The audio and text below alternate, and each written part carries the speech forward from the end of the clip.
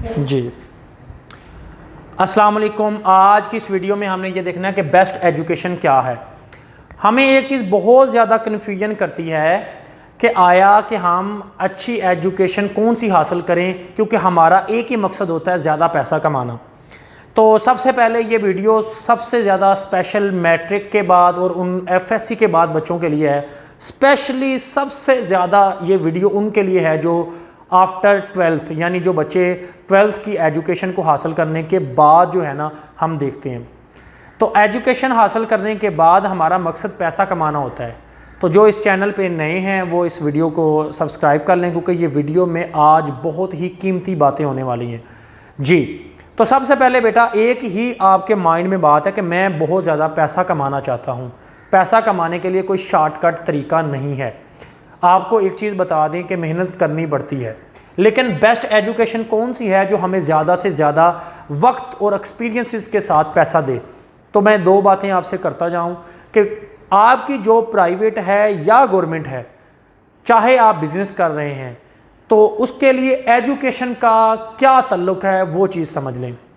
जब हम ट्वेल्थ की एजुकेशन हासिल कर लेते हैं तो उसके बाद सबसे जो मेन चीज़ है ना, वो चीज़ हमें ये समझनी पड़ती है कि क्या वो हमारा इंटरेस्ट है।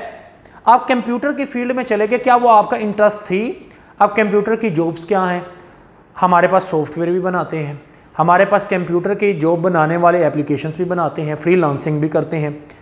और लेकिन ये तमाम जो काम है ये ज़रूरी नहीं है कि जिसको कंप्यूटर जिसने पढ़ा हो वो भी कर सकता हो। मैं बहुत सारे ऐसे लोगों को जानता हूँ जिन्होंने कंप्यूटर नहीं पढ़ा, उनके पास डिग्री भी नहीं है, लेकिन कोई और डिग्री है, लेकिन इसके बावजूद उन्होंने काम सीखा, पहले साल डेढ़ साल फील्ड में लगाया और वो आज काम कर रहे हैं।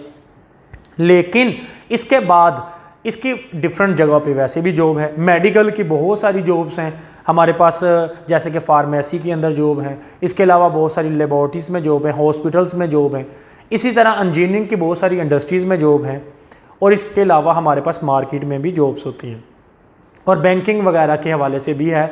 और इसके अलावा पाकिस्तान से अब्रॉड कंट्री बाहर की तरफ चले जाते हैं तो वहाँ पे भी जॉब्स हैं। लेकिन मकसद एक है, क्वेश्चन अभी तक स्टिल है, हम कौन सी एजुकेशन हासिल करें। तो मैं छोटी सी बात करके वीडियो को ख़त्म करना चाहता हूँ।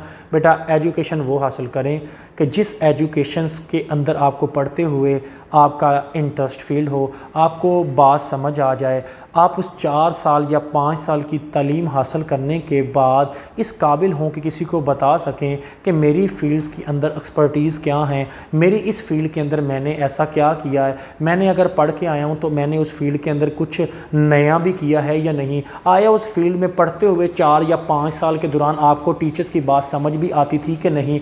अब एक बंदा मेडिकल का बंदा कंप्यूटर फील्ड में चला जाए और उसे उसकी बेसिक्स भी ना पता हो और उसका इंटरेस्ट भी ना हो, और फिर वो वहाँ पे बैठ के लेक्चर्स तो लेता हो, लेकिन वो सिर्फ रट्टा लगा के पास तो हो सकता है, लेकिन उसका इंटरेस्ट नहीं है। तो लिहाजा फील्ड में इंटरेस्ट होना ज़रूरी है। दूसरा, स्टडी किसी हद तक कभी कभी डिफरेंस हो सकती है, लेकिन बाद ऐसी जॉब्स हैं जिनका स्टडी के बाद जब हम उसके फील्ड के अंदर जॉब करते हैं तो हमारे पास उस फील्ड की जॉब्स आपके पैशन और प्रोफेशंस के साथ मिलती हैं।